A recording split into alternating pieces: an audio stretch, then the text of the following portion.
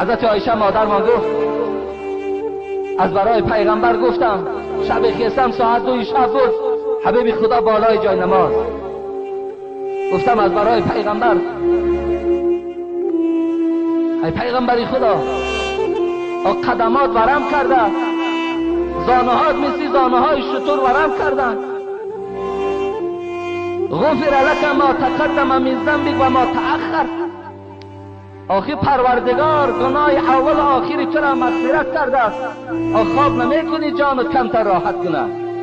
حبیب خدا چی گفتن؟ در جواب پیغمبری خدا گفتن افلا اکون عبدا شکورا. ای عایشه تو محبوب ترین زن من هستی، پدر تو محبوب ترین مرد به سوی من است، لیکن این خیستن من، این عبادت من نشانه او است که آیا به سوی پروردگار افلا اکون عبدا شکورا، آیا به سوی پروردگار از جمله بنده های شکرگزار نباشم؟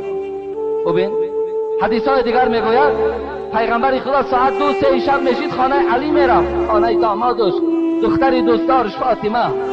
دروازه او را تق تق میکرد و میگفت الا تصلیان، نماز شب خواندین یا نخواندین؟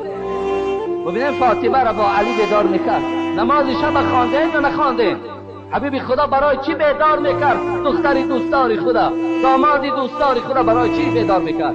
به خاطر میدانست که در نماز شب چی راحت است، در نماز شب چی اجر هست برای بندگان نیکبختی است. پروردگار به آسمان دنیا می آمده است، رحمتی او می گفته است کجاست بندگانی که از من چی خواهشی که دارن اجرا کنم، چی مشکلات دارن مشکلات چون دور کنم. پروردگار از بندگانش می پرسیده. برادر عزیز و گرامی، از چمپیونات دیده برای تو 2 رکعت نماز به سوی خدا بهتر و خوبتر است.